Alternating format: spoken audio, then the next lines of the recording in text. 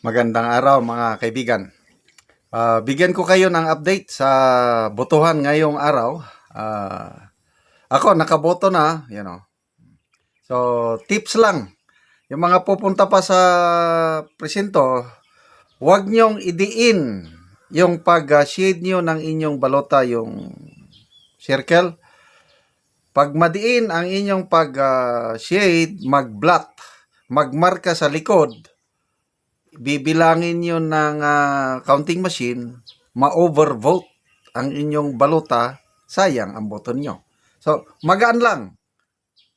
Tantama lang na gano'n para siguraduhin lang na hindi magmarka sa likod ng inyong balota. Okay, ito. Problema.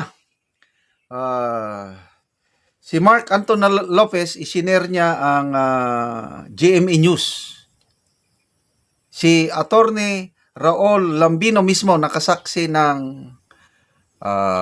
malfunction o panloloko. Ang uban may Facebook reel, automatic counting machine, ACM yung reel na napanood ko, automatic cheating machine. Bakit cheating machine? Iba yung binoto ni Attorney Lambino, iba ang lumalabas sa kanyang resibo. Nako, delikado. Okay, so basahin ko ang news update ng GMA. Senatorial candidate Raul Lambino encounters a problem with the automated counting machine in his polling precinct at Buenlag Elementary School in Mangaldan, Pangasinan. According to Roland Umangay's report on GMA Regional TV 1 North Central Luzon, the ACM refused to issue a receipt after he cast his vote. After a few minutes, a receipt came out with names not reflecting his vote. The discrepancy reportedly happened twice. DESO and IT personnel from COMELEC are currently fixing the ACM problem. Okay. So sana maayos kagad. Ito ang balita.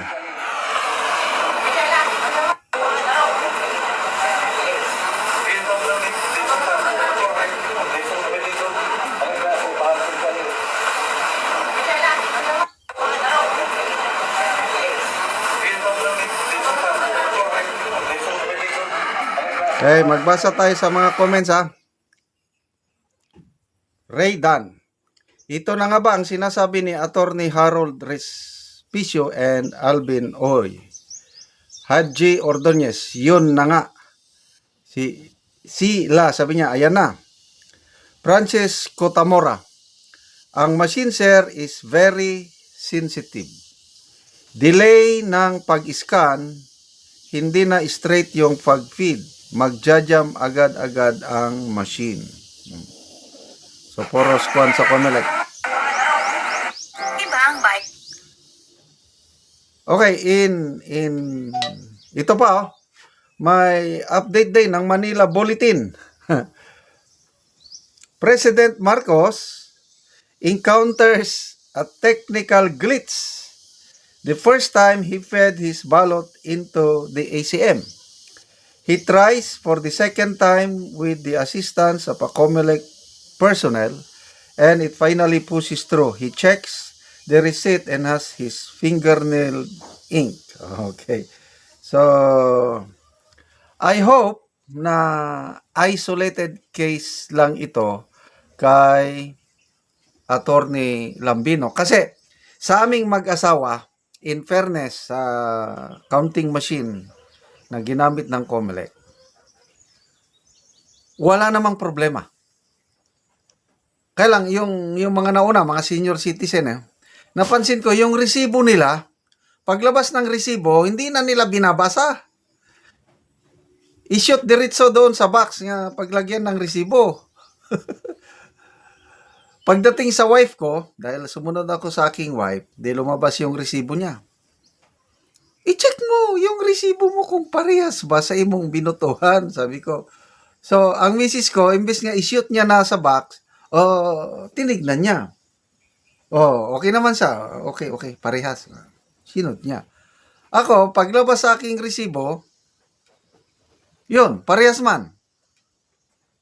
Kaya, sana nga, isolated case lang ito, itong nangyari kay Attorney Raul Lambino. So, paalala lang mga kaibigan, yung papunta pa sa presinto para ulitin ko yung pag shade gamit ng marking pen na provided by Comelec, magaan lang, huwag idiin. Kung madiin, magblat, magmarka sa likod ng balota overvote ang bilang ng machine, not counted yung boto. So, sayang din. So, pangalawa, paglabas ng resibo, dapat iganon, i-check. So, ulitin ko, sa presinto na pinunta namin ng wife ko, wala namang problema. Mayroon lang problema, kagabi ata ito, yung OFW na nagboto online. The same problem sa online, straight PDP ang binutuhan ng OFW, paglabas sa resibo, ang nakalagay doon, ang mga kandidato sa kabilang kampo. So yun, sabi ng OFW, nakakadismaya, lantaran na election fraud, panluloko. So sana maayos ito ng Comelec, sayang naman, more than 1 million ang OFWs natin na ni-require na magboto online. So, sagrado po ang ating boto. Ito, may nabasa akong post kanina. May namatay na isang, kalimutan ko na yung lugar. Tingnan ko nga. Namatay. Sa Basilan naman, putukan. Nagkagulo. Nagtakbuhan ang mga nagtakbuhan. Ito, one person was killed in a shooting incident in Silay City, Negros Occidental on election day. So yung tao nakatayo lang sa headquarters ng isang political group. Mamaya may pumutok, tumba siya. So, yan po ang mga karahasan. Sa Basilan, kaninang umaga nagkaputukan, takbo ang mga tao, wala namang na-report nga nasaktan. Sa Abra, kahapon nahuli ang maraming armas at bala galing sa isang kandidato. Kaya good job po. Pasalamatan natin, i-commend natin, saluduhan natin ang PNP SAF at AFP Philippine Army na nakasabat sa isang checkpoint yung maraming armas na sana gagamitin pananakot doon sa Abra. Okay. Salamat mga kaibigan sa inyong pagsubaybay sa ating channel. Nakakatulong kayo ng malaki sa tribong Talandig.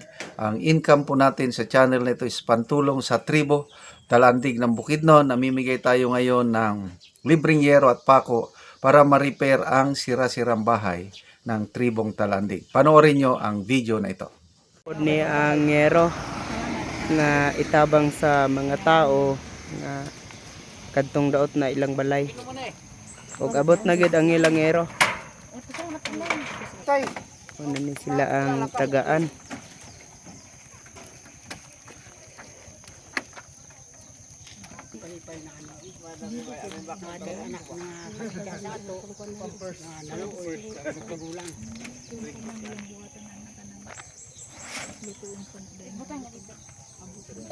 Kinain kan din niya. Ito kasaron kay para mabidyon ka. Salamat sa panalangin nga among madawat sa Ginoo. Sa labi na ang mga vlogger. Thank you dahil sa kuan aning panalangin. Diya ka isan digno diya sa balay.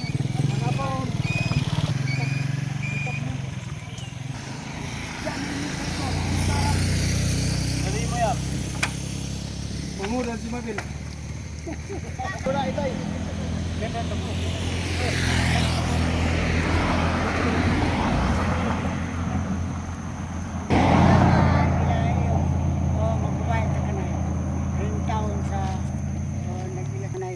Itas ang kinabuhi huda di katapusan sa siya ka pag-atag. Pila masino lang pa doon na sa Ikay ka diyan ala. nalipay. Ito ya. Kuya. Salamat kayo magbubaya. Sa ilagin na na. Salamat. Adi ka na haribay kay ko magalon